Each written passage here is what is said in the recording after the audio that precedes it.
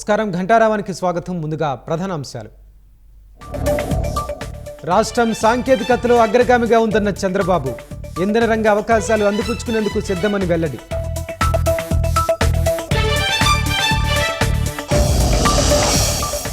వచ్చే 100 ఏళ్లను దృష్టిలో పెట్టుకుని కార్యక్రమాలు చేపడుతున్నాం.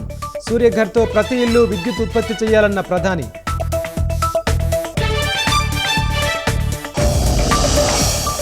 అమరావతిలో 3 కెనాల్స్ను డిజైన్ చేశామన్న నారాయణ. వచ్చే వర్షాకాలానికి పూర్తి చేస్తామని వెల్లడి.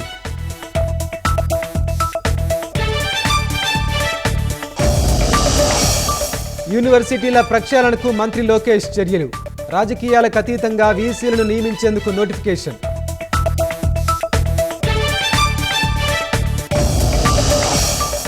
ఓల్డ్ రికార్డును కైవసం చేసుకున్న గ్రామ సభల నిర్వహణ. రికార్డు పత్రాన్ని పవన్ అందించిన ఓల్డ్ రికార్డ్స్ యూనియన్.